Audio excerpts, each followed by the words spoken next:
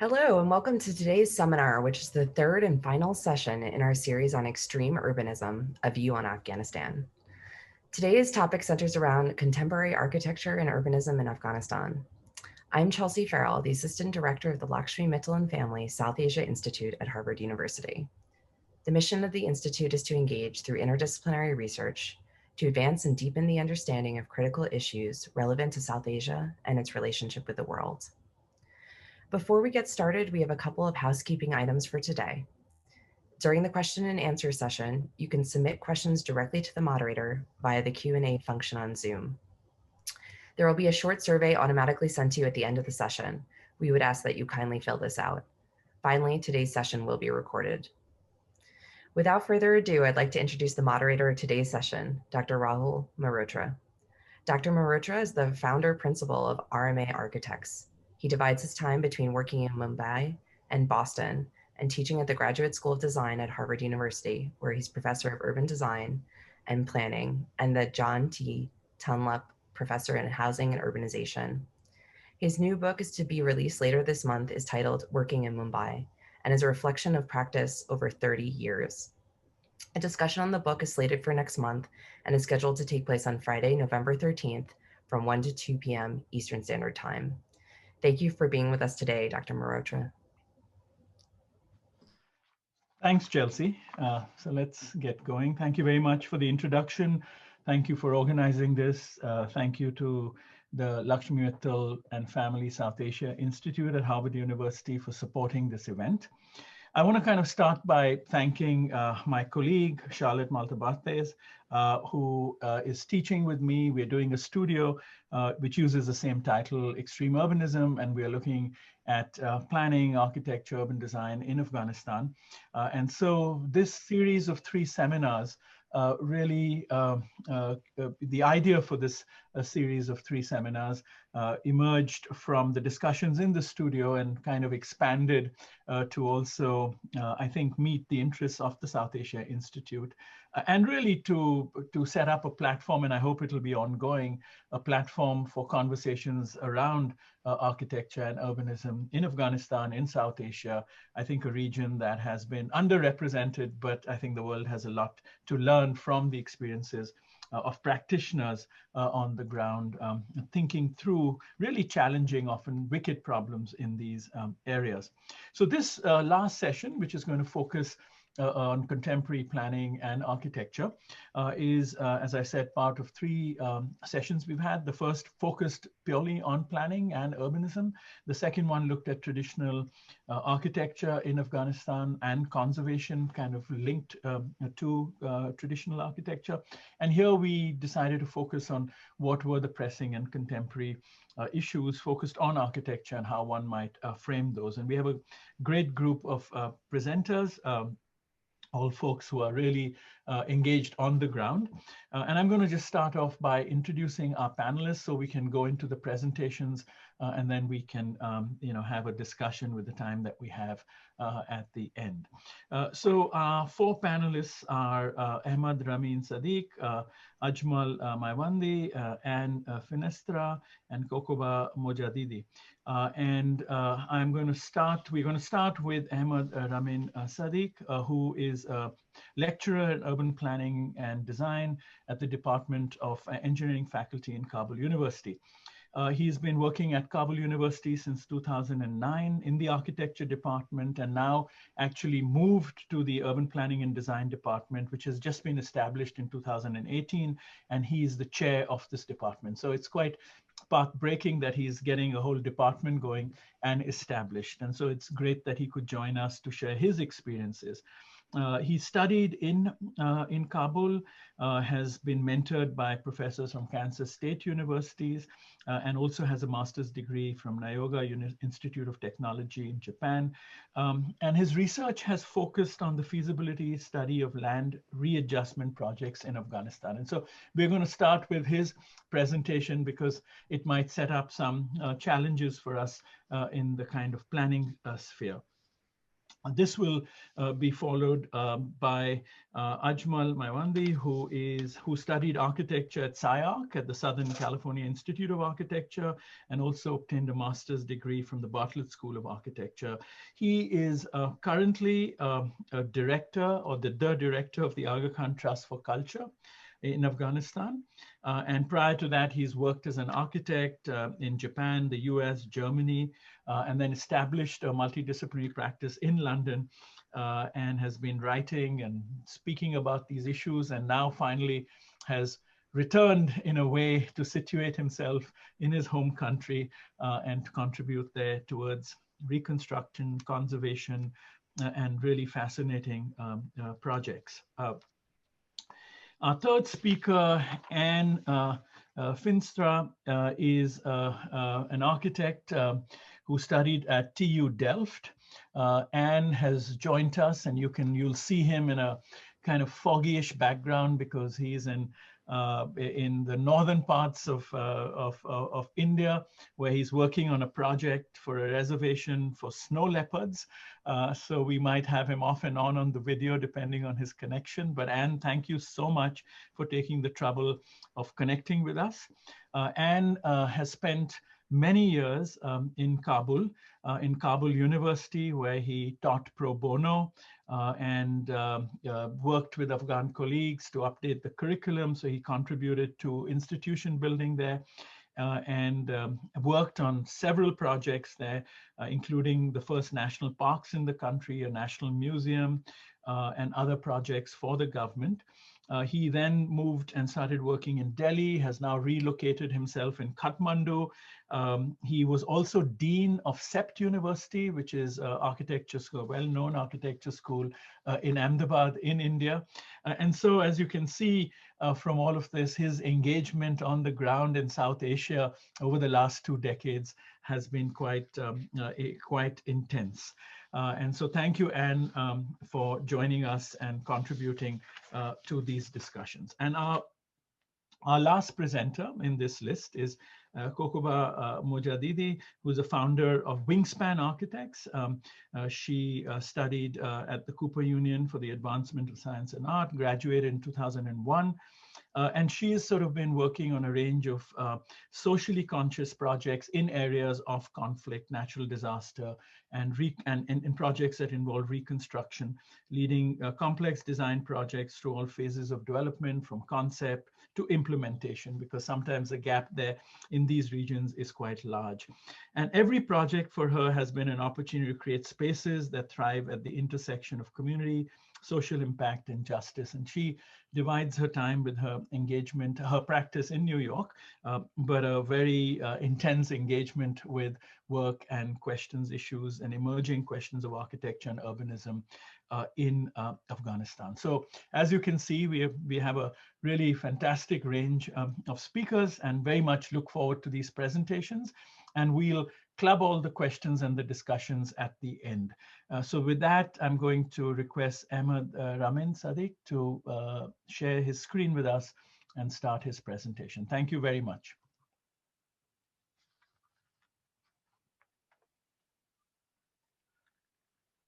Thank you very much, Professor Rahul. Hello, everyone, and thank you for arranging today's session.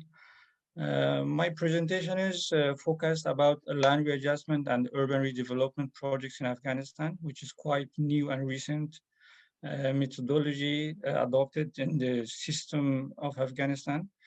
The content of my presentation goes from introduction, then about the problems and issues of land acquisition, which is one of the key challenges in the urban projects implementation. Then I will focus a little bit about need for alternative methods and jump to the introduction of LR and UR methods. And moving on, introducing the Afghani model of LR-UR methods. And finally, what sort of legal system establishment has been done for these projects. I think Afghanistan is one of those countries that its rural areas is almost 3 times larger than its urban areas. On the other hand, from these urban areas, which is 24% according to UN Habitat report in 2014, more than 65% of these urban areas have been developed informally. And these informal areas have been developed during the conflict period, almost more than 40 years or 35 years. And only 35% have been developed informally, formally. So this sort of concept or situation made a lot of challenges to the whole Afghanistan and even rural areas or urban areas. As an example, we can see the Kabul city situation, which is the capital of Afghanistan, and almost near to 60% of the whole country's total urban population is concentrated to this city.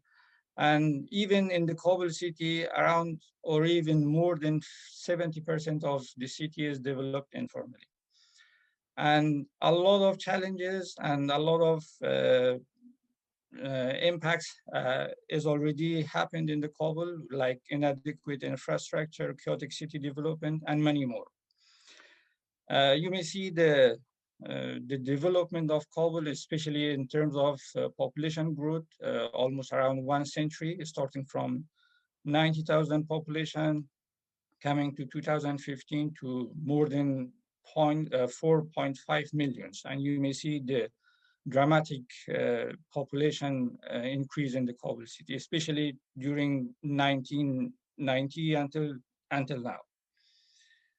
On the other hand, beside the informal development, even in the formal development, we have another type of informality, or how to say, like violations. There are a lot of shortage, drawbacks in the monitoring, in the infrastructure, in the implementation of the projects. As an example, you may see that during 15 years in Kabul city, from 2002 until 2017, according to Kabul municipality's data, in 4 districts of Kabul city, 3, 4, 6, and 9, around 80,000 building permits have been released. And among these 80,000, you may see that around 60,000 or 58,000 is without permit. I mean, they just took those permits or even developed everything informally.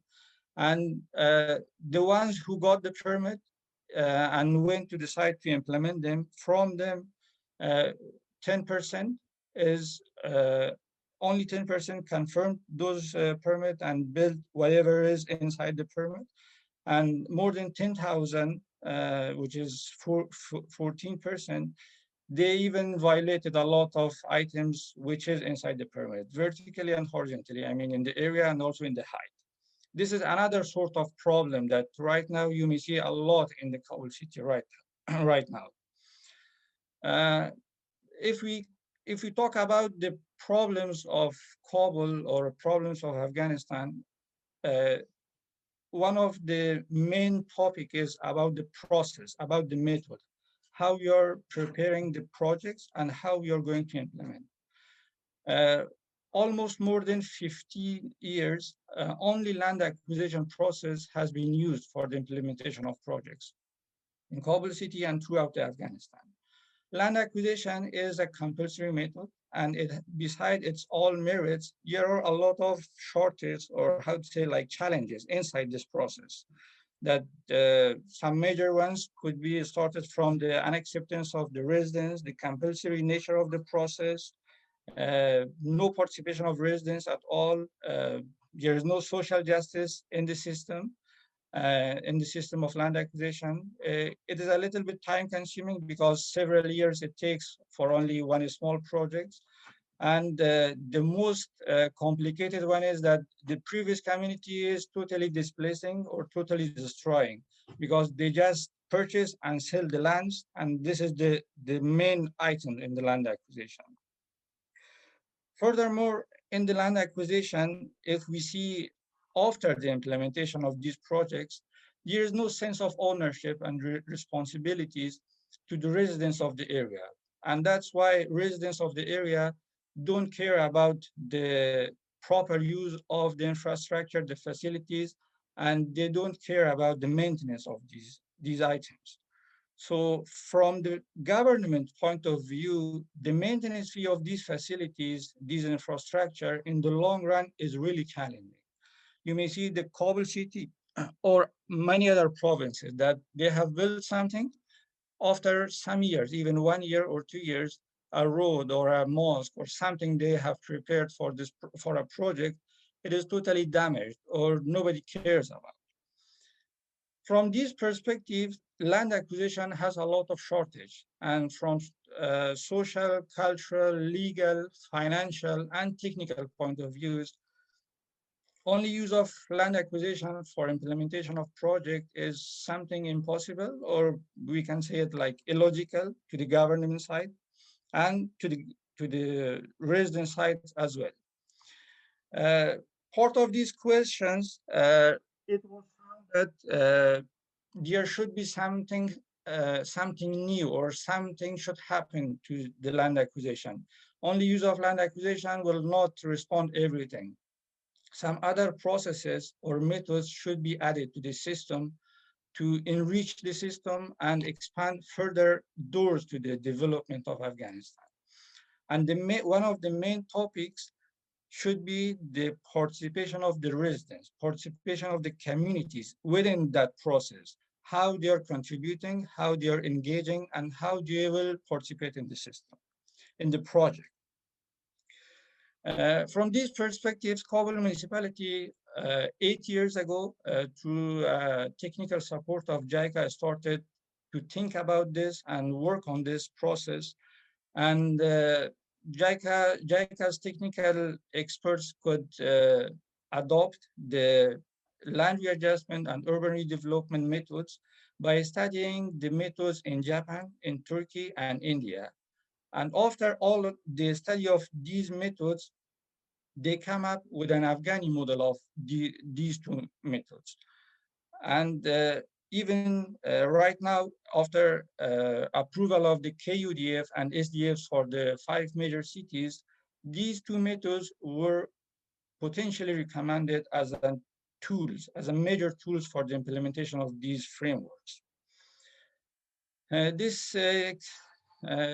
this slide, this is the introduction of land readjustment, which is a method or a tool of development to be used for readjusting, reshaping, and regularizing of the lands to provide them infrastructure and social or public facilities through contribution of the landowners within the project area. On the other hand, we have urban redevelopment project, which is quite different, and the focus area of this process is a little bit special because this will be only used for the mid-rise and high-rise land use areas.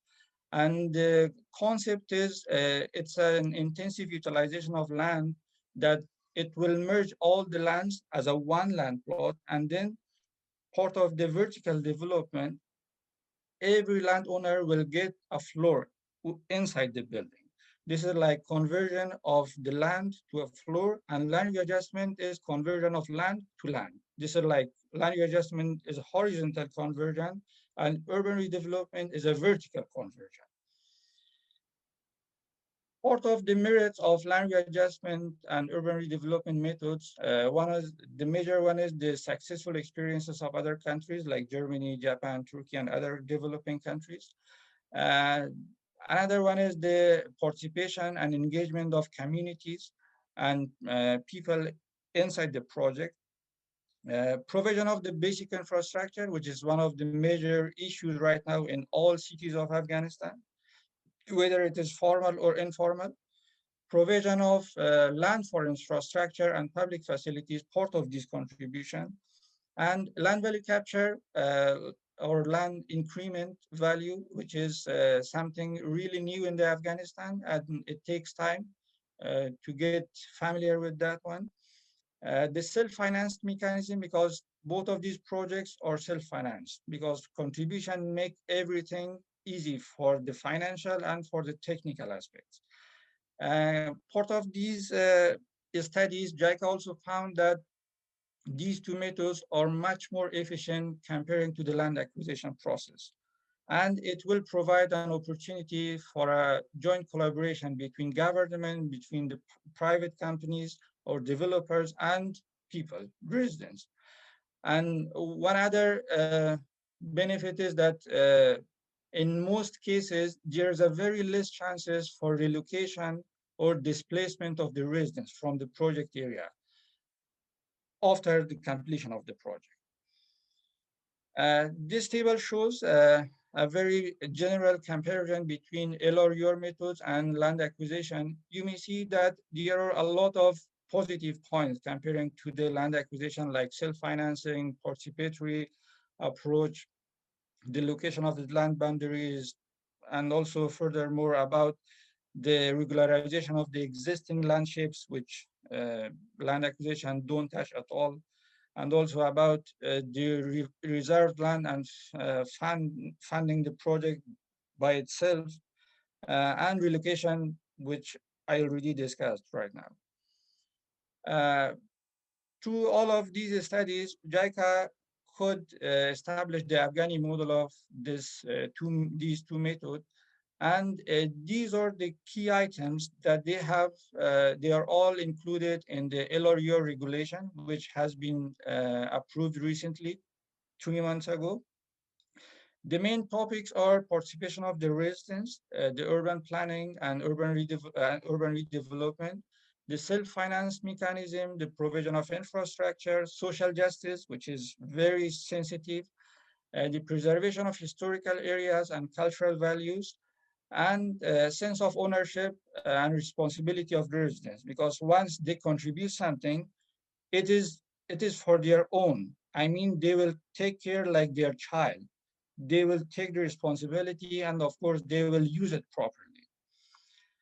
Uh, about the legal system, JICA could conduct several studies jointly with Kabul municipality and with Ministry of Urban Development and Land, and they could establish the whole system, starting from the land acquisition law. In the two articles, they have added the provision of these two methods as alternatives of land acquisitions by municipalities and other governmental agencies.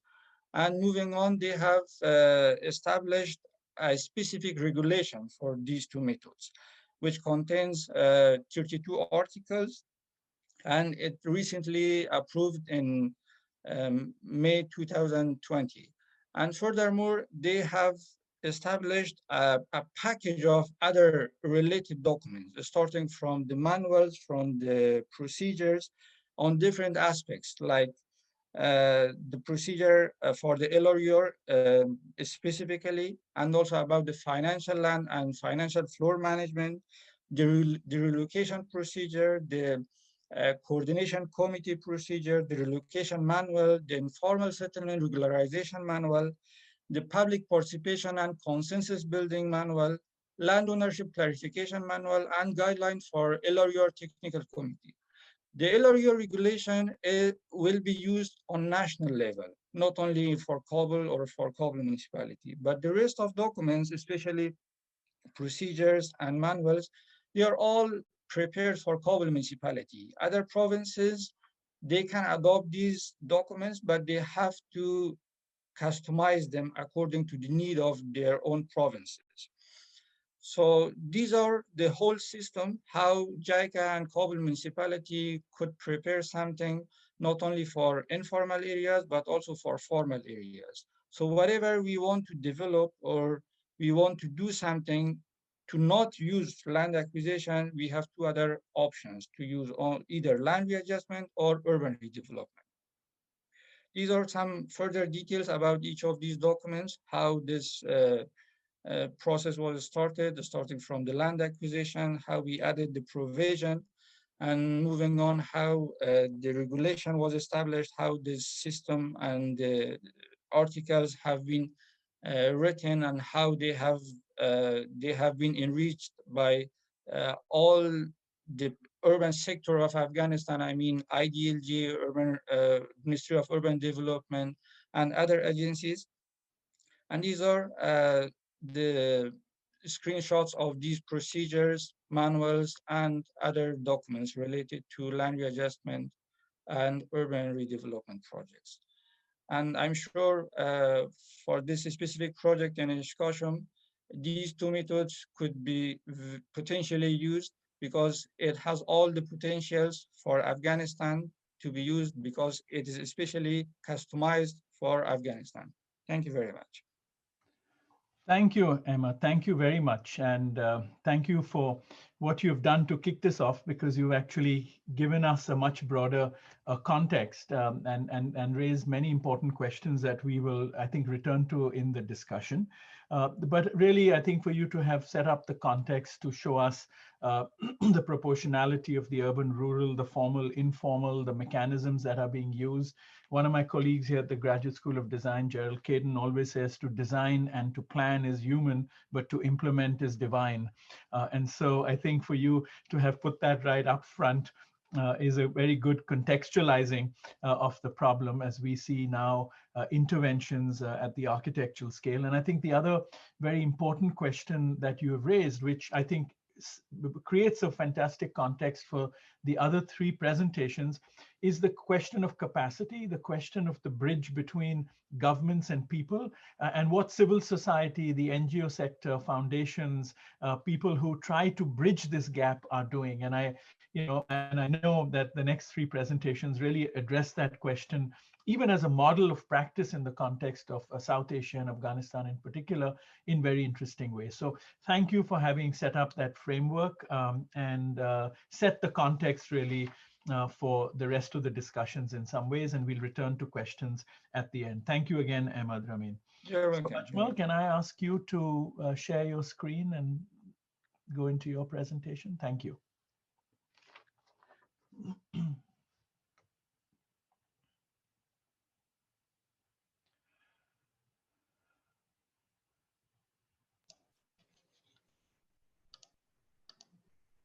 Good evening, everyone. I appreciate the opportunity to be able to share a lot of information that's been collected here on the ground in Afghanistan over the past 2 decades.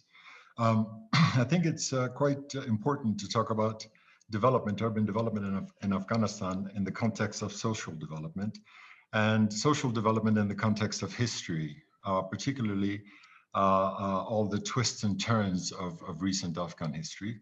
And I can think of nowhere better to begin than with the first half of the 19th century and some of the earliest depictions of the context, the environment, both socioeconomically, but also in terms of architecture in Afghanistan. These are a series of sketches or renderings that were prepared by James Atkinson, who was part of, or at least attached to, the invading British army in the First Anglo-Afghan War. And they depict a landscape, a very harsh mountainous landscape, occupied by farmers and shepherds and bandits and nomads living in the decay of past civilizations. And they're quite interesting in that perspective.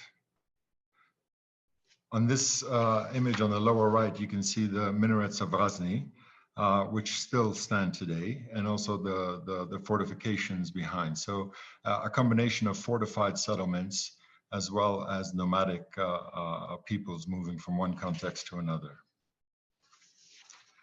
This is as the invading army moves across southeastern Afghanistan into Kabul. These are a series of depictions of Kabul itself.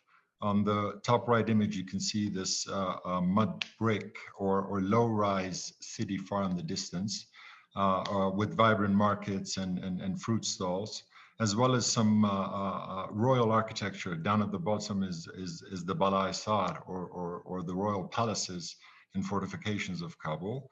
To the bottom right, you have the Babur Gardens, which again is a natural landscape in a historic garden established by Babur, one of the, well, in fact, the founder of the Mughal Empire, as well as the costumes and the depictions of people. I think a lot of this is very ceremonial. It's very colorful, and I think it talks about the rank and the nobility and the entourage that are associated with it. The top right image is Shah Shuja and the coronation of Shah Shuja, who accompanied the British Army and was installed as a king in Afghanistan. As well as some of the scenes, the right image is a market in Kandahar, and as well as some of the costumes and the decorations representing rank of the king and the courtesans. This is some of the earliest information that we have. Again, cartography and maps made by the British Army of settlements in Kabul. And they reflect very clearly a very dense urban settlement at the base of the Asma'i Mountains to the bottom left. And then well, in fact, with fortifications from the mountain and geographically with the Kabul River, and then far out settlements in terms of these fortified forts which litter the landscape. These are again, in fact, during the Second Anglo-Afghan War, with the invention of photography and photographic equipment, these are some of the earliest depictions of the environment around the city.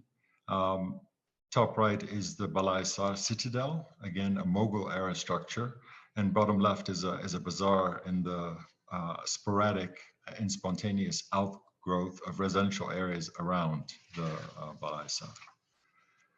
This is the top panoramic, again, is taken from the Balai Sar, and it shows the city, which essentially is a low-rise city. On the bottom left of the top image, you can see two circular holes in the ground. And these are essentially refrigerators where snow would have been put in and then compacted and then used throughout the summer. It's a walled fortification. It's quite interesting in that way because the architecture is built along the wall. This is an image again at the same time by John Burke, which shows a regiment of sepoys and British troops and also their Afghan collaborators setting up defensive positions along the ridge with a settlement down at the bottom. And then in the far distance, you can see these fortified residential compounds which have been built around the perimeter. Most of Kabul, of course, at this time is green, natural agricultural landscape. In 1880, with the establishment or re-establishment of a semi-independent Afghan monarchy, the Afghan monarchy sets out on a program of building palaces, essentially, or royal buildings, which you can see here in the center of this building is what we call today the Arg complex. This is still where the presidents of Afghanistan are based, including the current president. And in the foreground, you see the sporadic organic development of residential areas around these contexts. These are a set of postcards prepared in the early 20th century, which catalog the range of buildings. And already we can see an influence of Western architecture in the more traditional building typology with pediments, Greek type triangular pediments above the windows, a more rounded arches and openings as opposed to the pointed arches and openings. Very idyllic scenes of royal gardens, especially the one on the bottom left, depicting kind of a Greek temple setting. This is also the time where King Amanullah Khan in 1919, he becomes the king, and he expands this program of construction into a more modern state building program, in the sense that previously royals were building buildings for themselves, but from this point forward, there's much more focus on civic architecture. This is a Darlaman Palace, which is at the center of a new city which was planned to the south of Kabul, which was meant to become a kind of administrative hub, moving our government functions to this location. Aside from the palace itself, this is a view looking back from the palace towards Kabul, which is essentially at the base of the mountain in the distance.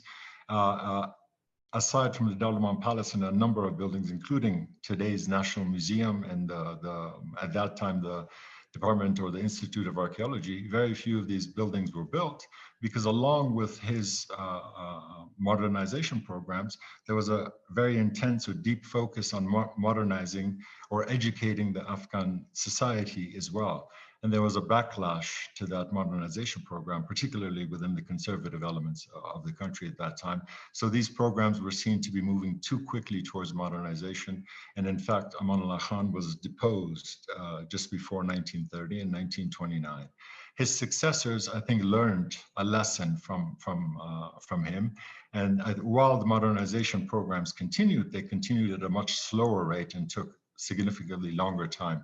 This is the British Embassy compound, which was established after the Third Anglo-Afghan War in 1919, where Afghanistan obtained its independence over foreign affairs. And this is one of the earliest buildings that I think, aside from the arches and the columns and the pediments, I think is maybe one of the earliest buildings representing a modern era. This would have been done during the Edwardian time in British architecture, where a lot of the influence comes from mainland Europe, would have been also during visits by the royalty, Afghan royalty to England and Germany, for example. So in the 1930s to the 1970s, Afghanistan sets out on an ambitious program of building infrastructure, dams, factories, roads, tunnels, as well as factories, scaling up industrial production. In the beginning, a lot of this was funded directly by the Afghan government itself. In fact, Knut Moritzen, who built the Hoover Dam and set up the Tennessee Valley Authority, also set up the Helmand Valley Authority. There was a lot of cooperation back and forth. And this was also the beginning of an exchange between Afghanistan and Western countries in terms of technical support and development support, setting up not necessarily a conflict, but setting up a race, an aid or development race between what was then the Soviet bloc and the West. So various countries sponsored various large-scale infrastructural projects in the country, including the Kandahar airport on the top left, which was a US-funded project. And likewise, then the Kabul airport was funded by the Soviet Union at that time. So these buildings are a stark departure from the traditional architecture of Afghanistan. They're quite contemporary, quite modern. The Ministry of Finance building in the bottom right, again, represents how Afghanistan wants to be seen in the middle of the 20th century. Along with a change, in fact, I would say hand in hand with change in the urban environment and the architectural environment is change in the social environment. And by the 1970s, a lot of programs have enabled education for women and for a wide range of people from various contexts. This is the Kabul Expo, and I think this also represents the outward-looking Afghanistan in 1956, and particularly with this geodesic dome by Buckminster Fuller, and also some mobile exhibitions. This was also the time that Duke Ellington had first visited Afghanistan, so a kind of mingling or exchange between the West and the East. These are some scenes of Western Kabul. In fact, Eastern Kabul, where you can see these new parade grounds on the top image in the foreground. And modern architecture at that time was also meant to be used as a veil to conceal traditional architecture. Traditional architecture had this stigma associated with it, that it was backwards and it was something that people generally didn't aspire towards. So on the top image, you can see a kind of urban armature being cut through. This is Jade Maiwan through the old city and lined with modern buildings, essentially giving the city another face. A lot of civic and educational buildings were also built at this time. These are what are called the Mikurayan, which are prefabricated housing. I mean, I think a lot of Eastern Europe and also the Soviet Union or the Russian Federation now is littered with these types of prefabricated houses. And a lot was done in Afghanistan. And this also marks a change in the customary way of occupying space, because Afghans tended to live in freer land and compounds and houses that had courtyards. And this was a departure from that in the sense of multi-story buildings that require people to use the same entrance and live one on top of the other. Also in the 70s, 1960s and 70s, there was a lot of tourism in Afghanistan. So there was an architecture that was spawned by tourism, essentially. This is a hotel that Marcel Breuer designed. In fact, a number of designs that were done for Afghanistan never built, but others like these on the top left were built. And they're quite contemporary, very, very modern. The top one is between Kabul in the north of Afghanistan and Khinjan. And the one on the bottom left is a hotel between the Kandahar and Herat highway. This was also a time where a lot of experiment was going on in contemporary forms of single family homes. And the sketches on the right represent that. There are large sections of Kabul that have homes, quite modern homes that were built in the 1950s and 60s. This on the top left is a general plan, again with assistance from the Soviet Union at that time, which looked at densities in the city and where high rises could be built. The image on the top right is two prefabricated mid-rise buildings. One is 13-story and the other one is 18-story that were built in the 1980s in Kabul. So while the plan was laid out in the 1960s, the buildings weren't actually built well after the Soviet invasion of Afghanistan. The bottom left is again quite a brutal a concrete structure clad in stone, but it was the Soviet Cultural Center in Afghanistan. I mean, it has some implications to the Corbusier plan for Moscow and some derivatives of that. Bottom right is a bread factory, the Silo bread factory, again built in that same time. This is a very, very interesting example, not built with Soviet assistance. This is an Italian architect, Andrea Bruno, and his design for the Italian embassy in Kabul, which again is a very, very good example, not only of architecture that was happening in Afghanistan, but I think of influences of a similar period outside of Afghanistan. With all of this development, what I think Ramin also pointed out was the rural-urban divide. A fraction of Afghanistan was being developed in this way, while the vast majority of the urban population lived in poverty and lack of education. Again, the 3 decades of war beginning in the 1970s, these are a couple of cartoons that depict the Soviet invasion.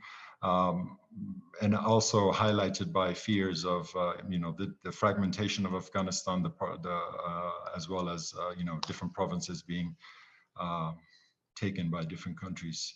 These are the war years. This is a photograph in Herat, which shows the extent of the damage during the 30-year conflict. These are a couple of photographs of Kabul. The one on the left depicts that same festival grounds and the urban armature that cuts through the city. And the one on the right shows the Kabul River and the density at that time. This is a series of images that show the current situation in Kabul between 2002 and 2020, which is expansive development, uncontrolled development. Also the confiscation of state land and the development of private construction architecture, and also the securitization of the city. I would not context it or define it as architecture, but this is development and construction that's happening in the city, and very much represents a new desire by people in Afghanistan.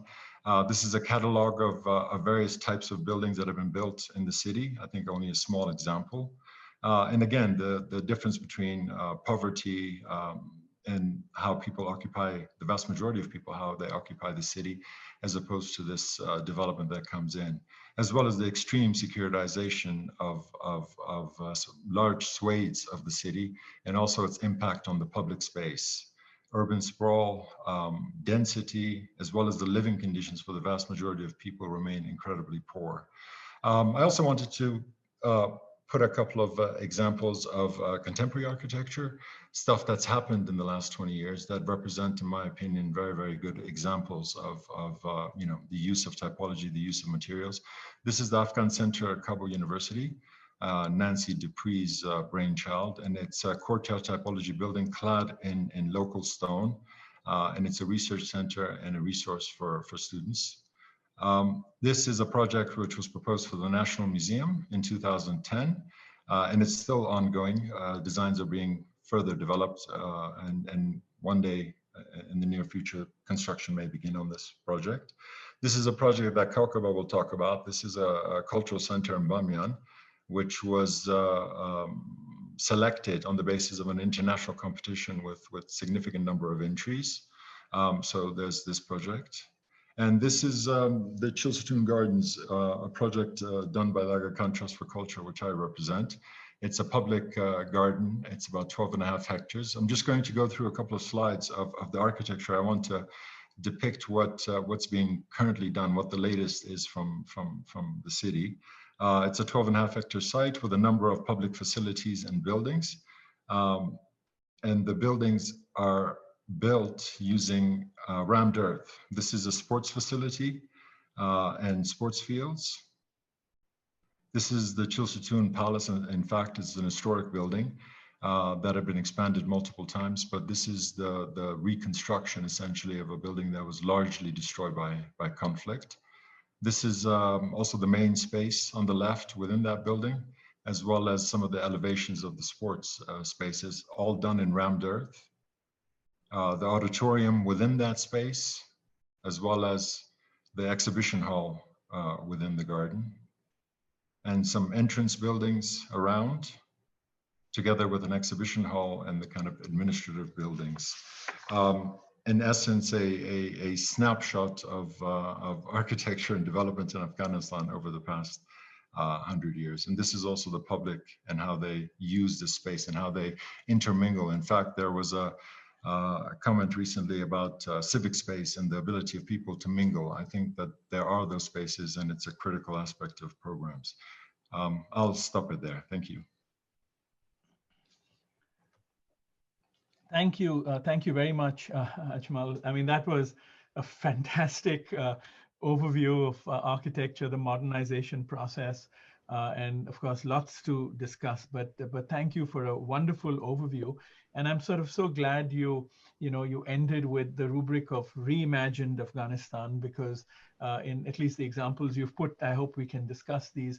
There is a deep understanding clearly in those projects about traditional practices, whether it's materiality, but also space making, and the disruption of public space in terms of its imagination with the socialist architecture of the Soviet Union and the many interventions over time. So let's pick up those conversations, but thank you very much for a fabulously clear and insightful overview. Anne, would you go next and share your screen? Thank you.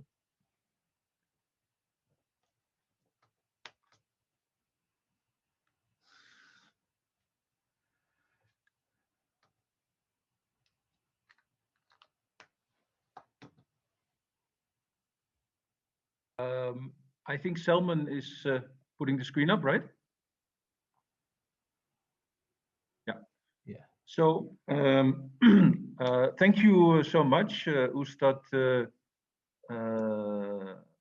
Ahmad Ramin, for your presentation, and thank you, Ajmal. It was a very good kind of historic overview. We will need to have a little discussion about whether the British Embassy is really modernism or not, but I'm happy to have that discussion later. I'm going to pick it up where Ajmal kind of left it. I think there are many discussions about what has happened to the explosion of Kabul. After the Mujahideen and the Taliban, it seems, according to many people, including Joyce and Leslie, that the amount of people living in Kabul dipped under 1 million people towards 700,000, 800,000, and that exploded now towards 4.5, 5 million.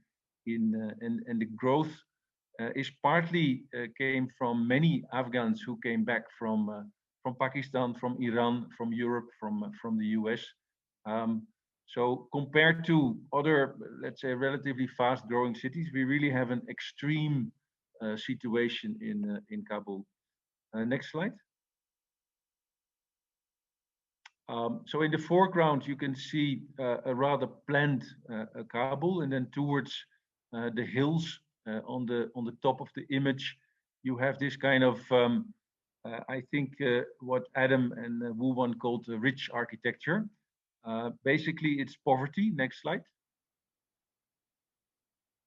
So people live here without electricity, without water, without sewage, and especially in the winter, the worst that I've had in Afghanistan was minus 25 degrees. So good luck on the hill. in those situations. Next one. It seems to be a trend in South Asia to densify, to randomly do things. This is Kirtipur, part of Kathmandu Valley in Nepal.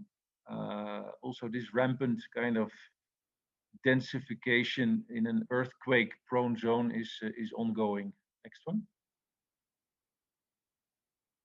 This is a satellite image of the NASA of Kabul, the Kathmandu Valley in Nepal, and it almost seems like this is a kind of a bacteria kind of spreading out.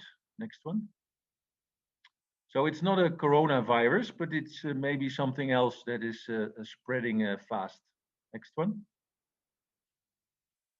This is what Ashmal already showed a little bit. I gave it a name at a certain moment, called it wedding cake houses. There's nothing wrong with a wedding cake, but if that becomes the size of a house, next slide, then it is maybe not such a good idea. And all the so-called beauty or gaudiness, I leave that up to your judgment, is put on the outside of the building.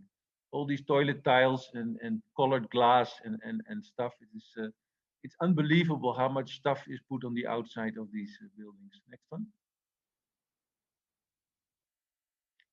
Next slide. So they literally pop up, and the reason that I use that word pop up is that some of it is financed by opium poppy money. In a traditional country like Afghanistan, to make this kind of rampant planning where people literally paint their windows because then they have the privacy of not seeing their neighbors. It's a bizarre typology of that has been imported. You also see it in Riyadh, in Saudi Arabia. You see it in Peshawar, in Pakistan. This style of buildings. Next one. So this is the opinion of the local boys. Next one. So I'm going to switch now from the urban and from Kabul and the kind of the urban sprawl. Thank you for giving that number, Ustad Ahmad Ramin, of 65% informality. I'm going to talk about the slowness of Afghanistan, and that the culture, the things that survive, that have been built up over a longer period of time. Next slide. So it is about trying to find a balance, like these boys did in the previous slide, or to really look at Afghan families in this case in the north of the country. This is a family in the Wakhan corridor, and if you really look carefully in the eyes of the Afghan families and especially of the kids, this is, I think, for the master students.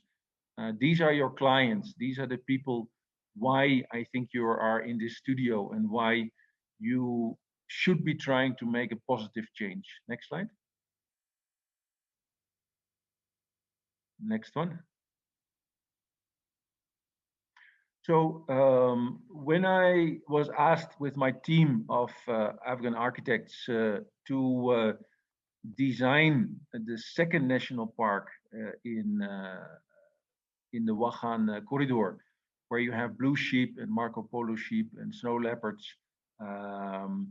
we actually started by looking at how in the north of the country they make stone walls. They've been making stone walls for many, many, many years, and they're very good at it. And if you analyze these kind of patterns, next slide. There's nothing wrong with your eyes. It's just a bit of a saturated kind of blurry thing. Next slide. So you actually see that in the patterns of these stone walls, there is nothing really horizontal and nothing really vertical.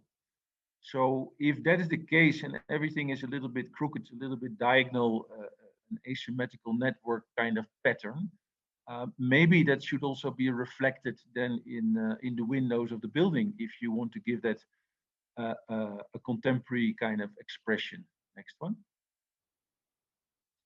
And this is looking from the inside of the visitor center and community center in Kala-i Panja in the central Wakhan corridor towards the south.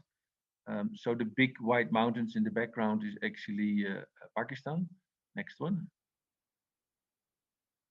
The first building that we made is a small gatehouse that is the entry of the national park. It's difficult to pass this without being noticed because there is a guy watching you. Next one. The larger building that we designed is the community center and the visitor center. Large is a big word because it's only 80 square meters. The central area is where the explanation of what's happening in the national park, in the flora and the fauna takes place. And then you have 3 rangers on the right side, they sleep there. You have a little bit of an administrative kind of corner. What is very important if you read this plan is to see the difference towards the south and the north. The north has a very thick wall. It's 75 centimeters thick, a combination of stone and sun-dried brick. And the southern wall is a very open wall with double glazing, but based on the basic principles of passive solar energy. Next one. So this is a sketch of that section. The plinth that we made for the outside, because there's quite a bit of snowfall, we used horizontal flat stones. Next slide. And this is during the making of the roof. My colleague Farad Jan is on the roof there. We used 12 layers in different mixtures of mud and straw. The latest layers have a lot of clay in it for the waterproofing of the roof. Afghanistan is a fairly arid climate, and most of the snow that falls is dry snow, and there is not so much rainfall. Next one. In the building, if you look carefully, the other contemporary kind of expression that we gave is use the 4 different stones that we found locally in the surrounding hills. On the east side, where the Pamir winds hit the building, we used a harder stone, which is a white-gray kind of granite, and then it slowly merges towards the north into a gray-green stone. Next one. If we move to the roof of this small building, we found that in that area, it's about 3,000 meter altitude, slightly higher than Ishkashim, of course, because the river kind of goes down. So there's about 400 meters of that river kind of goes down over that amount. We found poplar trees and willow trees quite abundant at that altitude still.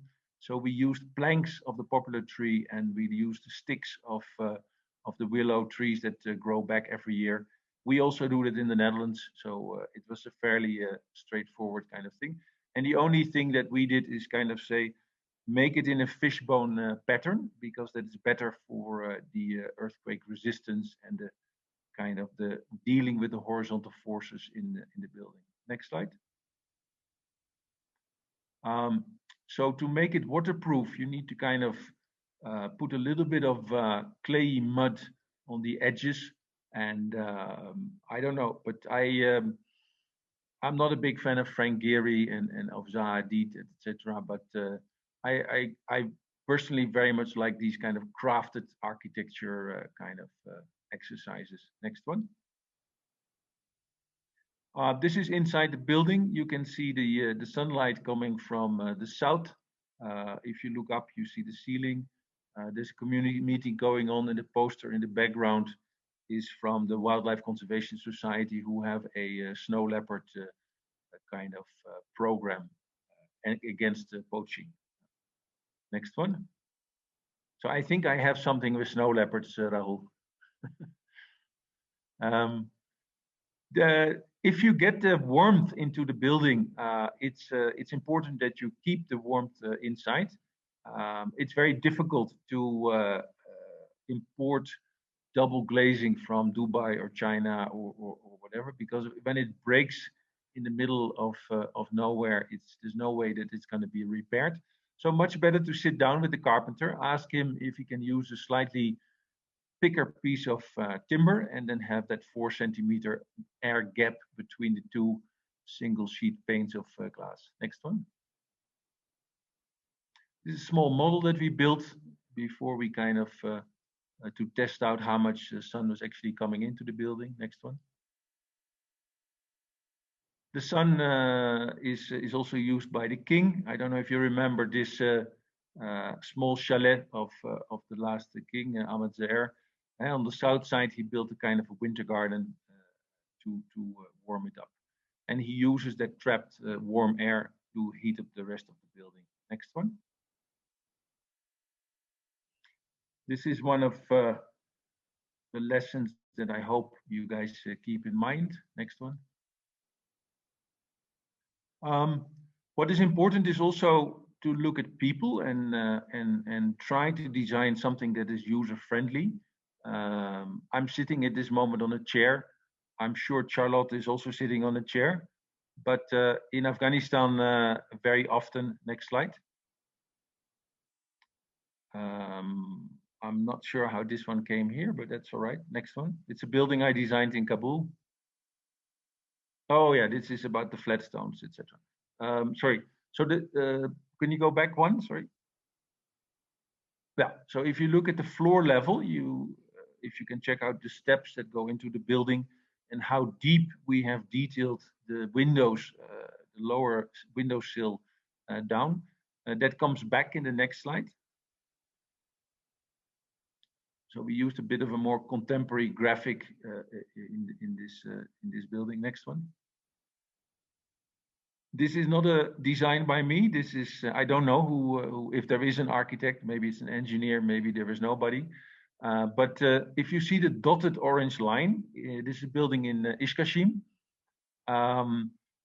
Below that line, you see 2 windows, and this is very useful for getting the warmth into the building. So they're relatively low. Next one. And that makes sense if people roll out the carpets. Most of the time there's a basic carpet on the floor, and then on top of it there is a beautiful carpet. Next one. And so the idea of comfort and the idea of whether it's, especially for residential buildings, it's very important to understand how people live and what is used in that culture. Next one. Those pictures were from Bamiyan, which is about 3,000 meter altitude. So looking at typologies and living, this is something that is made by a friend of me, Martin Kloos. Next one. Typology development of houses. They used to have in Amsterdam a room and a kitchen, and then both of them had bedrooms, kind of almost in cupboards. Next one.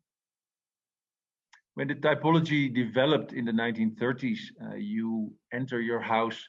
On the left side, you have a room for the guests. On the right side, that is for the rest of the family. And then next one. And now it's all kind of like a kitchery. It's all kind of mixed up. People can go wherever they go. Next one. So perhaps this exercise is also about inventing a new typology rather than really to talk about architecture. Next one. This is a typology I developed for maternity waiting homes. The idea was to have very low windows so the women could look outside, but people from outside could not look inside. Next one. This is one of the buildings. We made 5 of them in all over Afghanistan. This is Herat. Next one. We used, they have very good bricks there, and we used that kind of in the architecture of the building. Next one. We gave it a courtyard. I think that this was Ustad Ayaz had already kind of emphasized on the idea of courtyard, that might work, that the building maybe looks more inwards than outwards. Next one. Next one. This is the kitchen. Next one. I'm speeding up a little bit because I'm getting some hints. Next one. Yeah, here you can see the courtyard in the back. Next one. So in the studio, I guess this is the question. What for you master students is your added value? Next one. Are you going to make a guidebook? Next one. Like this lady in Brazil, Patricia, has made. This is a guidebook for public space. Next one. Are you going to make a one solution where you pack it all up? Next one. This is by Peter G. Beijing 2014 ID, where the whole program is packed into one building. Next one. Or are you going to make a blueprint like the Italian architects in Herat did for a school? Next. I mean, it's a blueprint of a kind of an interesting kind of scattered thing within a boundary wall. Next one. And they used a lot of blue paint, the Italians. The national team also wears these azzurro blue shirts, but I guess this was a reference to the burqa. Next one. Is your building going to be climate responsive or your design? Next one. This is a project by a group of people, including University of Washington, where they very much designed a school in Mazar-e-Sharif in the north, based on air movement, and they have a summer school and a winter kind of mode. Next one. Exposed bricks. These are the architects in the lower page. Next one. You're surely going to end up with a future scenario, I hope, in the studio, and look at the fourth dimension, how it develops in time. Next slide. These kind of patterns. Next slide. And I hope you really come up with a network where you use your analysis and your predictions to kind of see if you can make a better future for Ishkashim. Next slide. Perhaps something like this.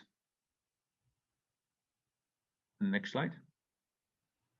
Thank you very much. Thank you, Anne. Thank you for the range of issues you put on the table. But also, I mean, I think you asked the question of that, you posed the question of new typologies, and I would extend that in many ways. It's about typologies, ways of making, aesthetic that gets implied as a result of those new approaches. But, you know, thank you very much for bringing it down to the scale and reminding us that, you know, God also lives in the detail, you know, and situating that within a much broader and evocative, provocative range of questions about context, about cultures, about people, about users. So thank you very much for that, and let's pick up some of this in the discussion. And with that, I'm going to ask Kokukaba to you know, share her screen and start with her presentation. Thank you, Raul. Thank you, the South Asian Institute, for putting this panel of speakers together and bringing awareness to these areas of the world, which I hope continues to grow. So I'm going to sort of dive into a more just one specific project. I think previous speakers did a really good job on sort of preparing and laying out the sort of general context of Kabul and of Afghanistan. And this notion of extreme urbanism, I was contemplating to myself. I said, so what is interesting about extreme, that word in Afghanistan is, you know, for me, it was really that moment where in the last 20 years, there's been a surge of an international development community that has, you know, come into Afghanistan to really stabilize and to find an equilibrium for the country after 30 years of its destruction and its war and its civil war. And that need and that overwhelming demand that created really was something that, you know, every person, all of us working in Afghanistan confront, because, you know, the reality on the ground in Kabul is really something so so extreme when you compare to these demands. So there's sort of an expectation there that always has to be managed. And I'm going to just go into this specific project I worked on, which was the international competition for the Bamiyan Cultural Center. And in Bamiyan, I'm sure everybody has seen the video, which I'll just start to share my screen here.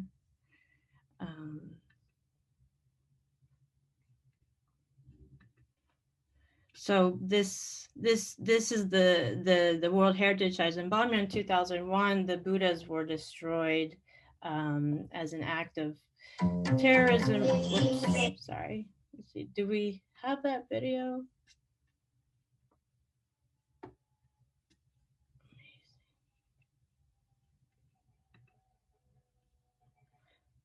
Well, I'm sure everybody has seen this video. That in 2001, there's a basically the day before 9/11 was the destruction of the World Heritage Site, where the two big monumental statues of Buddha along the Silk Road there was destroyed. And the UNESCO would like to create this competition, international competition around a cultural center building that was basically on a site that was directly opposing this this area. And here you can see that here you can see the site. This picture here is taken from the actual site of the building, and we're looking directly onto this Buddhist side about was these statues were created, and this area was created about 1500 years ago, and it's still today very much a part of the national identity of Afghanistan. These monuments, these statues, this cultural site is very much a part of Afghan life. People do not practice Buddhism in Afghanistan, but this was always a dear part of the culture and the history of Afghanistan. So the loss of this was quite devastating, and not only to the whole world, but also to Bamiyan, which is a very small village in the central part of Afghanistan that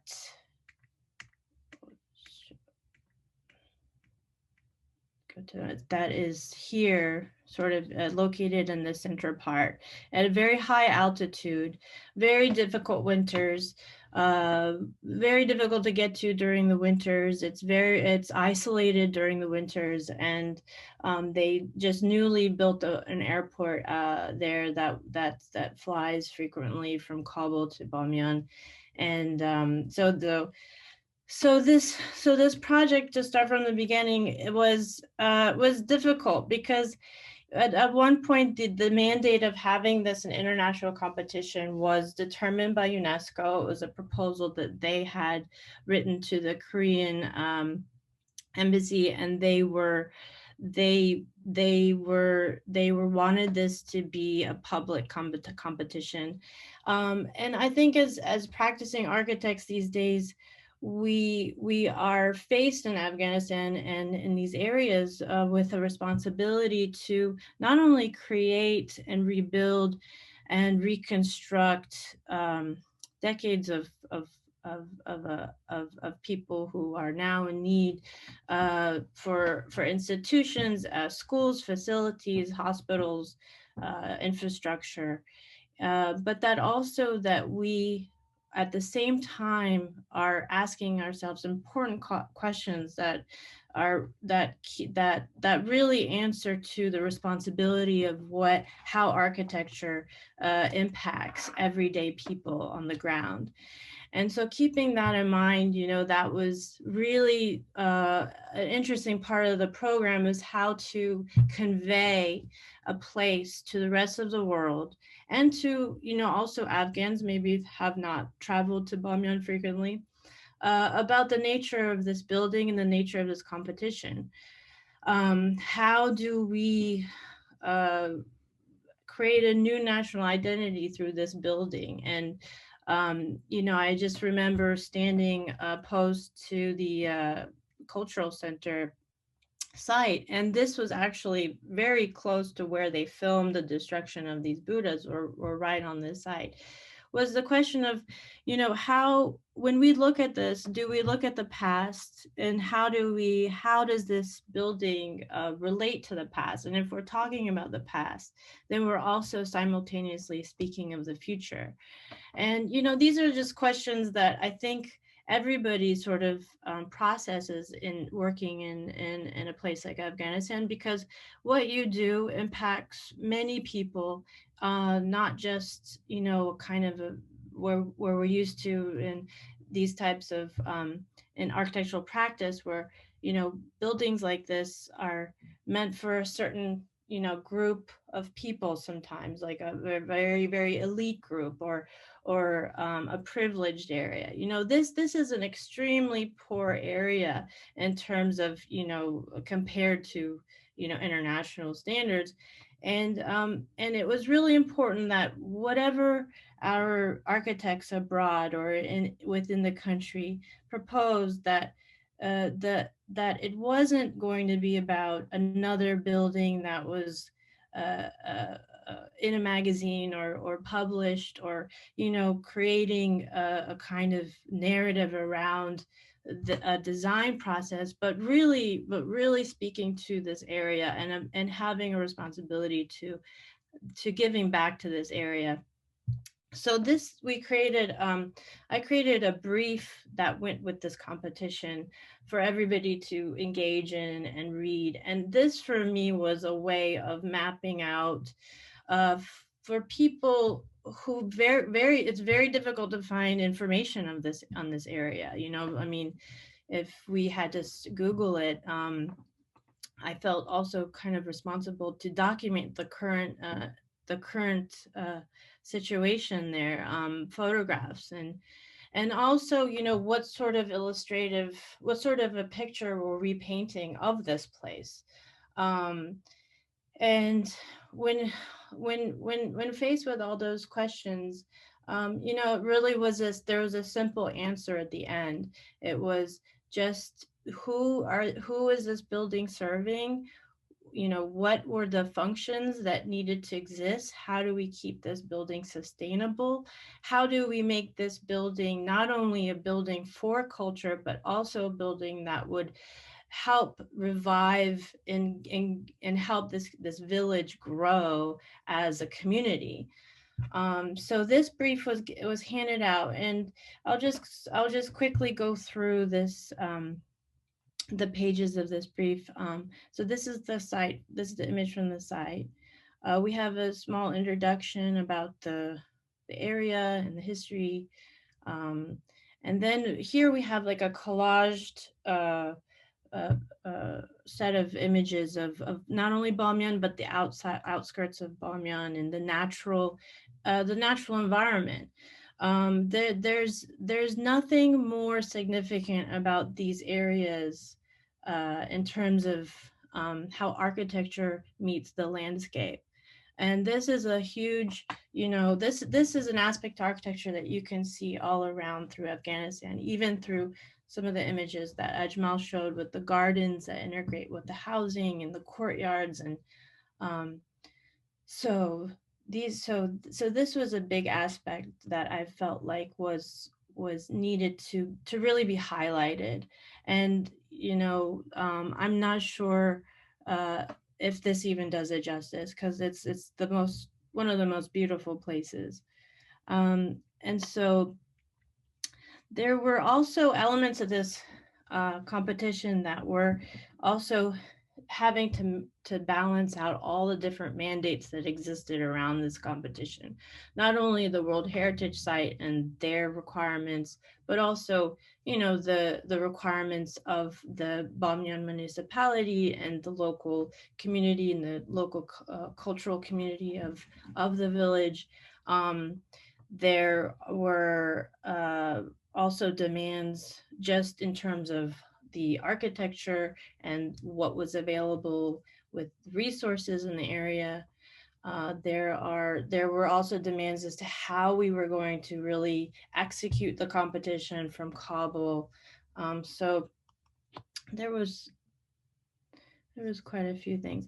So, and then this image, this page here in the brief was to show, you know, what sort of the myriad of the artisanal culture and what really goes on in Bamiyan and what would take place in an ideal environment inside of this cultural center. So there's, you know, a long tradition of weaving in this village where they take natural wools and they dye them, and there's women in there weaving beautiful fabrics for coats, and there's painting and there's music and there's a cultural festival every year.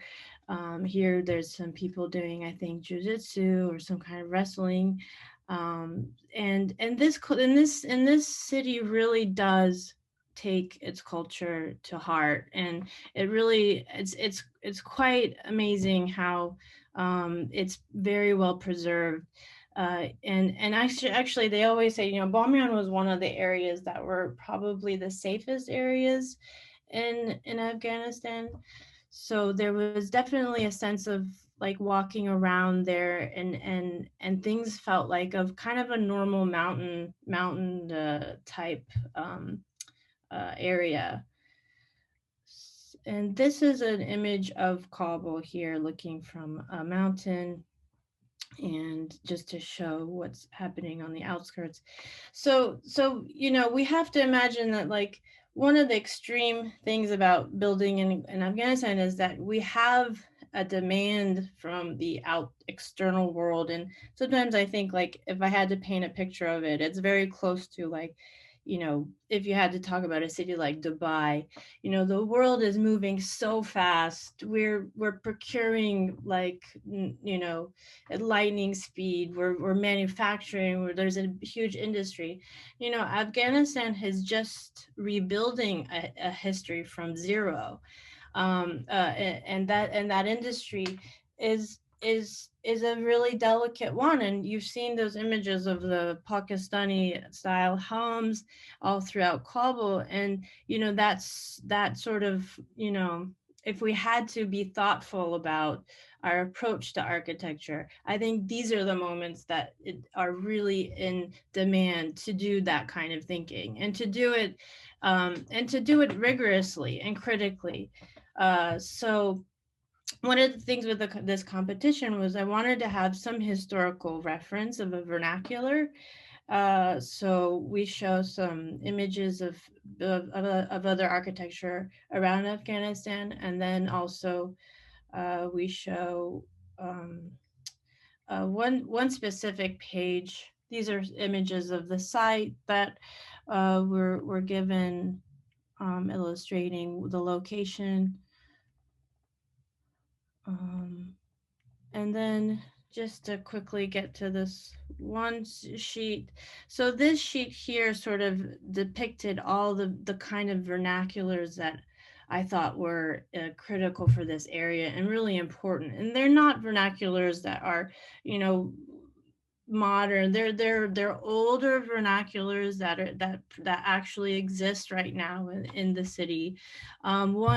And they were sort of delineated and kind of giving the competitors a tool, some architectural tools to not feel limited by, but to also be able to have a strong foundation when moving forward in the building process. You know, there were certain things that were always keeping me up, like, oh gosh, what if this building is like all glass, you know, or what if this, you know, what if this building was just impossible to construct? And it just, you know, and when you see to a place like this, what a building like this can mean, you know, there are a set of questions that just naturally come up. So the first typology that was described is carved spaces. So there's quite a vernacular inside of this cliff of these of carved areas that were used for meditation, and there's quite a bit of painting that goes on inside of these caves, and with all the iconography from the Buddhist era, and that is seen throughout Bamiyan, and also the Paksa wall, which is a type of mud wall construction and straw, the baked brick and mud brick, which is also very readily used, wood frame construction, which is primarily used in the roof and in all the members to construct the floors in the roof, and also courtyard and landscaping. And those were kind of like, you know, the building blocks for the competition.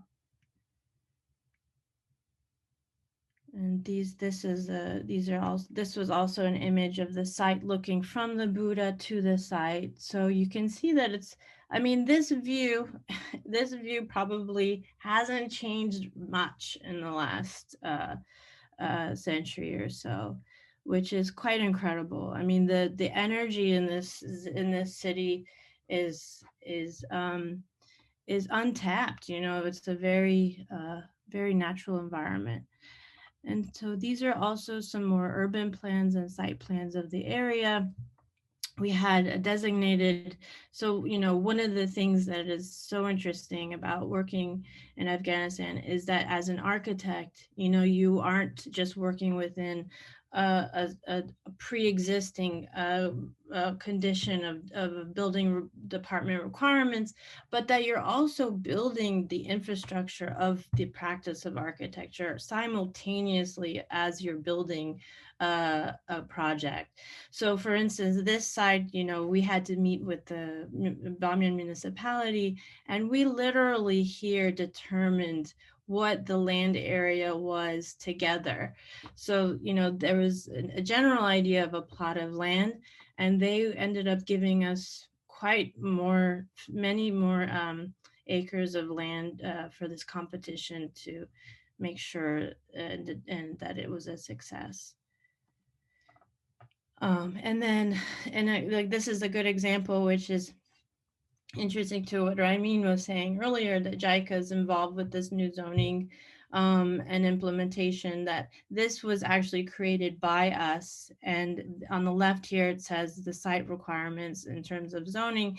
You know, the left side of the site, the higher elevation was only allowed to be a maximum of 1 story, and the right side was a 2-story building. And that was determined during the competition. And we had a meeting. We made sure that everybody understood and had the agreed on the basic guidelines.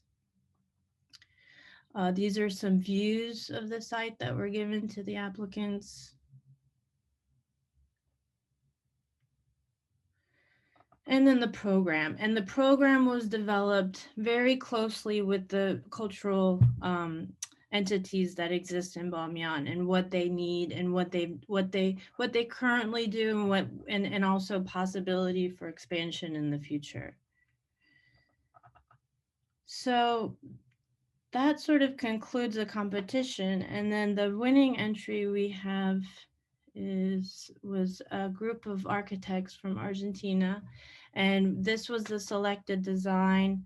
We really appreciated a number of qualities that this project proposed, and I feel like one of the hardest things to do is to try to design a building that you've never actually been to or visited the site or really visited the country at all.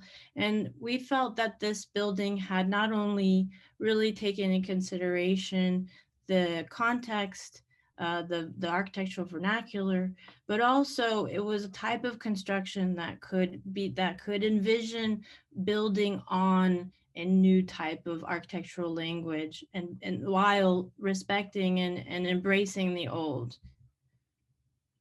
So here you see when you enter the site, you see really no building. You just see this beautiful view of a World Heritage Site and really celebrating the landscape.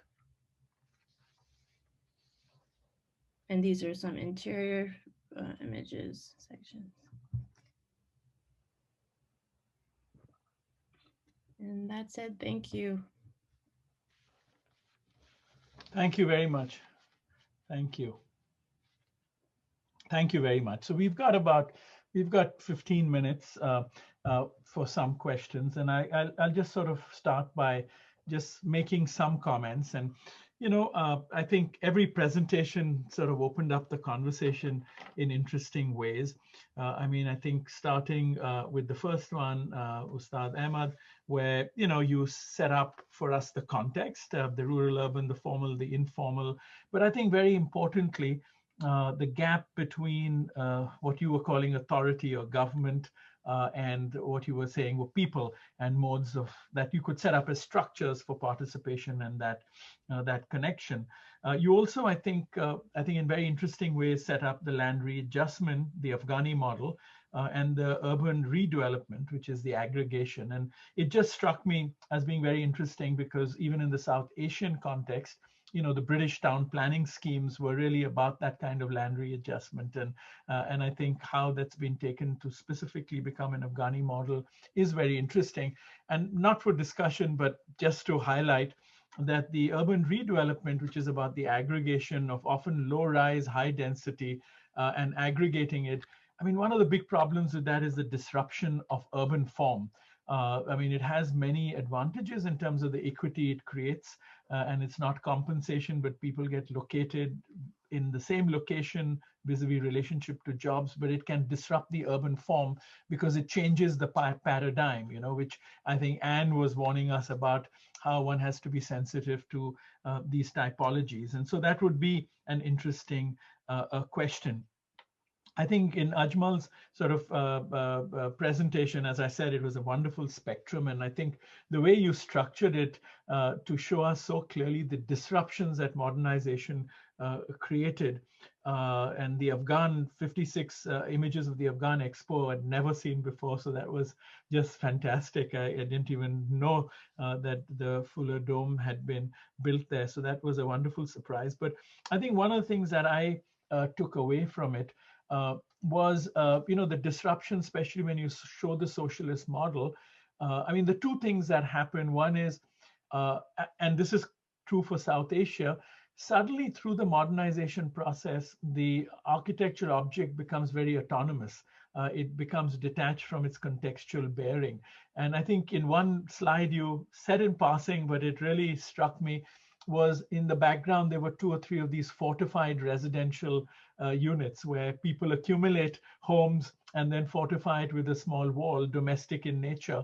But it's really, it creates a context, even in an agrarian field, in a sense, an urban context of aggregation, which the autonomy of the object in the Western paradigm, including the British embassy, which you flagged off as a starting point, is very striking. And then in the Soviet model, public space gets very ambiguous because it was about shared public space and not privatizing public space, which we've had traditionally, which actually creates a mess of another kind because people can't then relate to each other through the spatial dimension.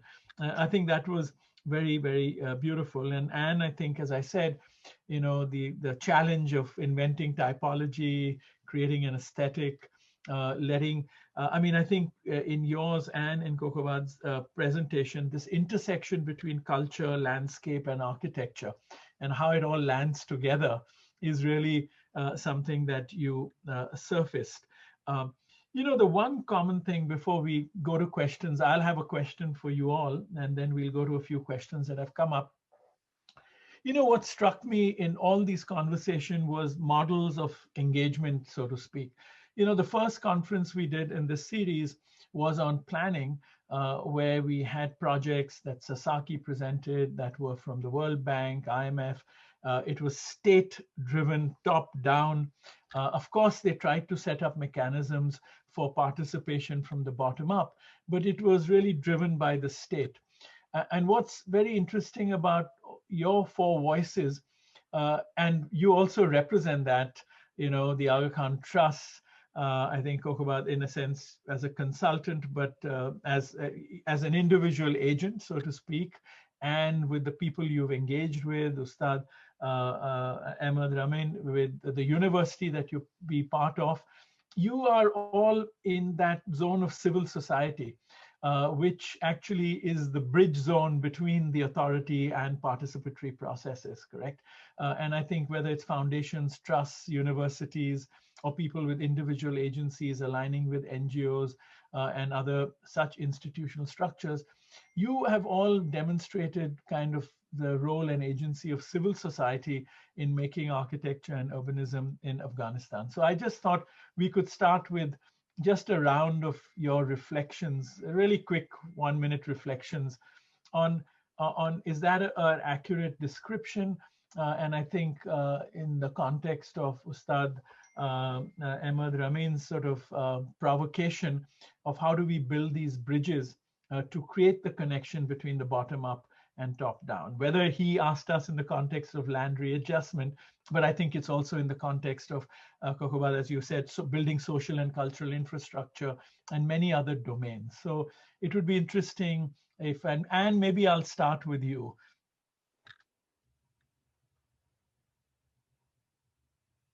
You're muted, you're muted, you're muted. It's very interesting to be put on the same pile as the other three contestants or committee members. I definitely feel a link with Ustad Ahmed Ramin because I've been teaching myself for a couple of years at the Kaaba University, and also with Kukaba, who's more of a consultant. Are you based in Afghanistan now, or? No, I'm in Afghanistan right now. Okay, so then it's slightly more difficult because I was never an in and out consultant, and I think the Aga Khan has set up a gigantic kind of network machine, a kind of to come up with guidelines to support the government, who in several fields is quite illy equipped.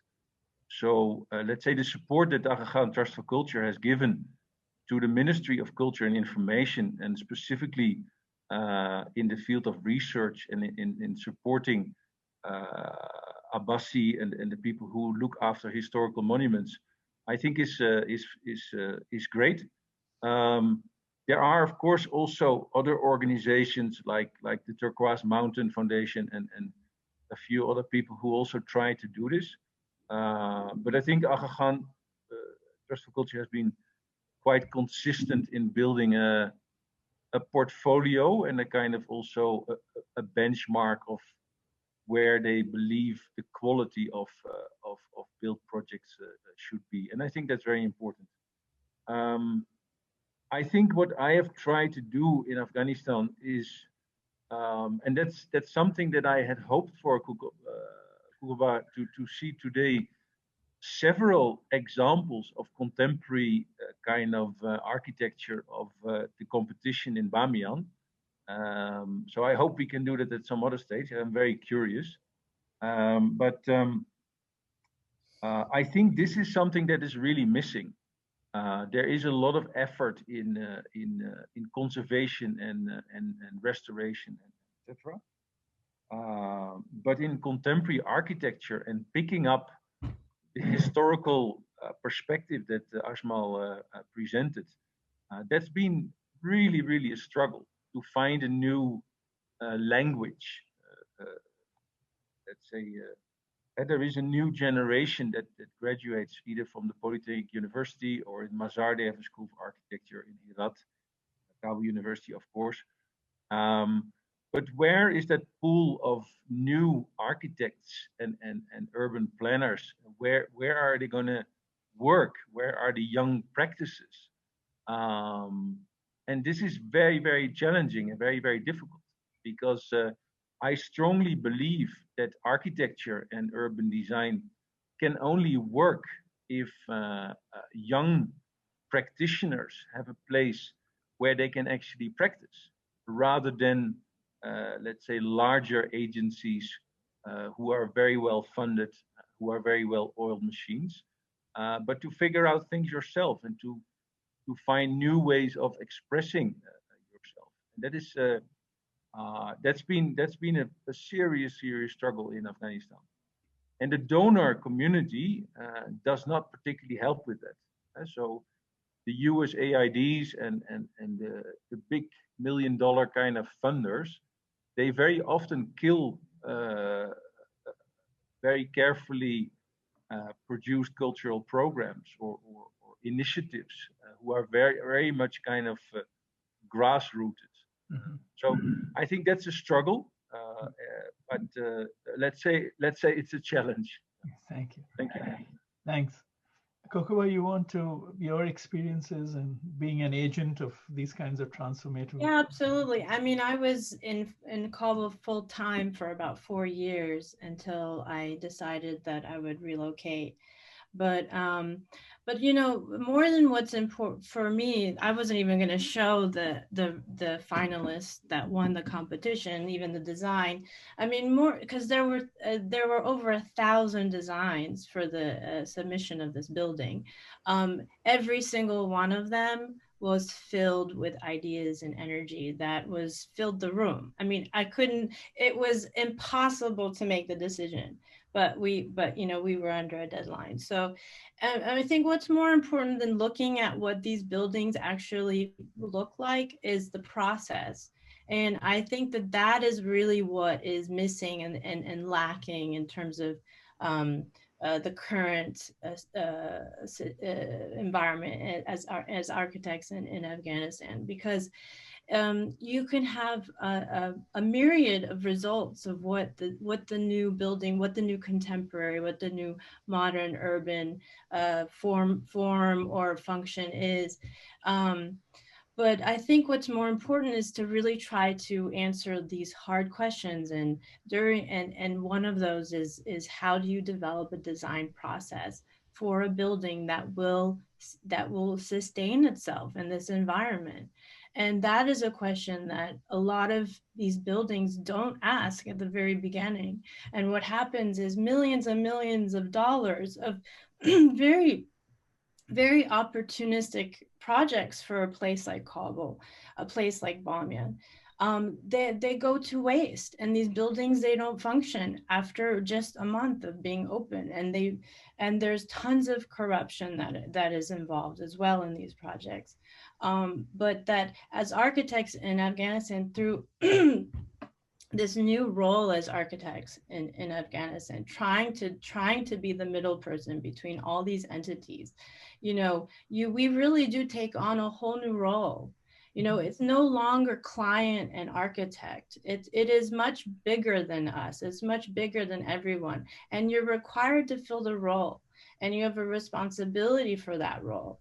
And I think that what the building looks like is not really the most important matter. What's really important is, are we building processes and infrastructures and systems that will sustain Kabul, the people of Kabul, these new engineers, these new architects, the new contractors?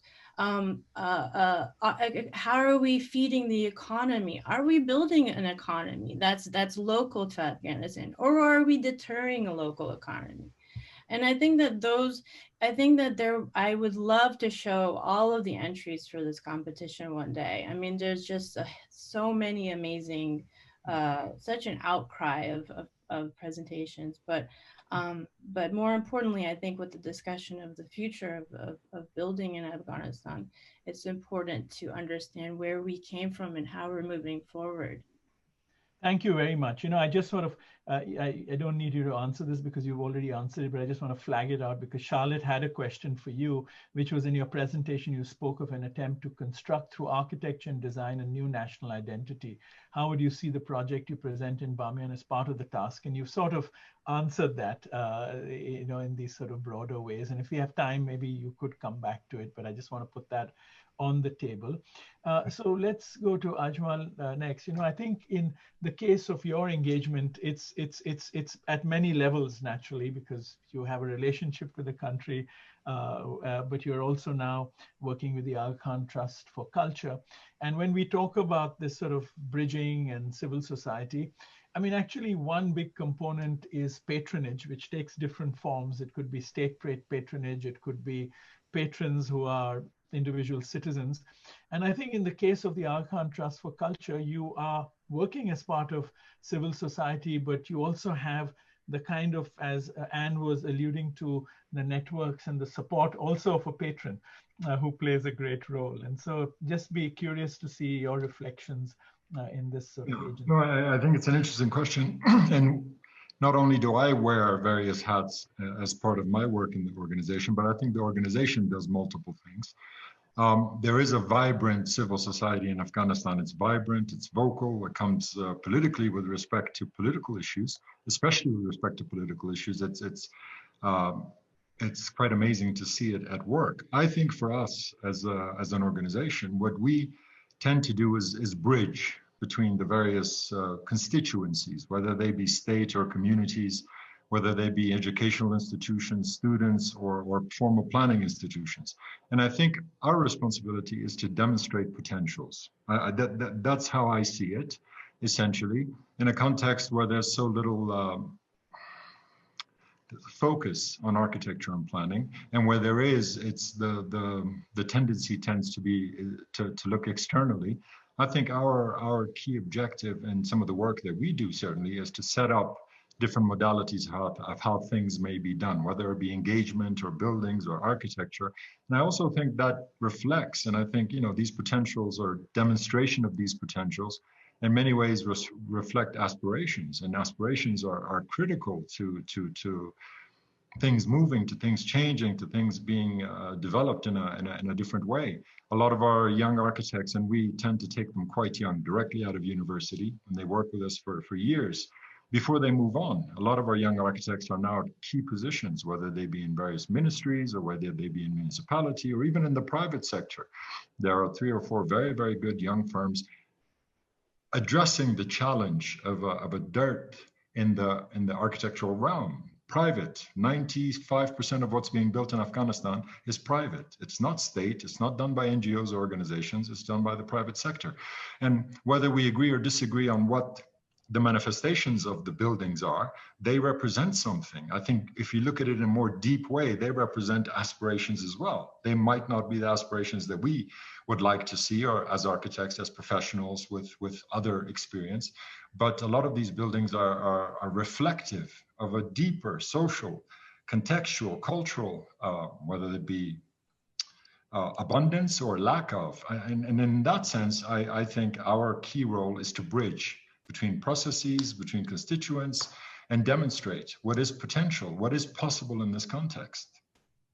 Thank you. That was a really comprehensive response. And we've run out of time, but Ustad Ahmed, I'm going to, if you can very quickly maybe interject with how you see the role of the university, because a number of questions here, you know, point to capacity building too, whether it's done through projects which result in capacity, or Anne's question to you very pointedly is, who are the architects we're producing? Yeah, I think university are the source of these productions, especially in terms of knowledge and skills. And I appreciate Mr. Ani Finstra and also Mr. Maywandi from AKTC that all the time they have done something through the university, even by assigning our universities in their projects or sites or whatever. But what we are seeing right now, that day by day, the knowledge and the skills are getting better. Of course, it takes time, maybe some years, but the market and also the skills are getting much more better. And even on the other hand, if we look to the government side, especially in the last 10 years, the importance of especially planning is, is very increased, especially from the presidential office.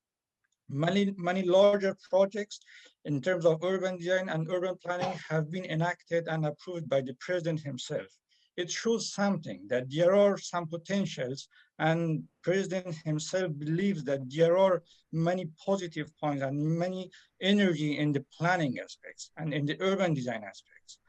And the approvals that he and not only him, but also Ministry of Higher Education given to the 3 departments of planning in the 3 universities of Afghanistan, it means there's a way that we are moving. There's a light at the end or on the way. So we are trying our best through these parts, through these meetings, through these discussions, to enrich our knowledge and find the proper way. Are we going to the right track, or we have to change something? We have to add something, or even we remove something. So we are trying to learn and enrich the system. Thank you.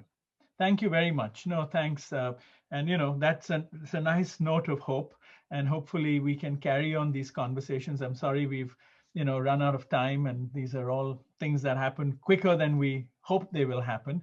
But inshallah, one of these days we'll all meet together, even physically. But till such time, we are going to try very hard through the institute here to carry on these conversations. And this will be on YouTube, so you'll have many more viewers over the next days, and we'll direct questions or give you feedback if we receive that. So thank you very much for your participation. I hope some of you will come and see our work in the studio. We'll keep you posted. And I really, on behalf of Charlotte, myself, the Lakshmi Mittal family, South Asia Institute, Chelsea, and Selman, thank you for participating, and hope to see you soon. Thanks. Thank you. Thank you for having us. Thank you. Great. Thank you.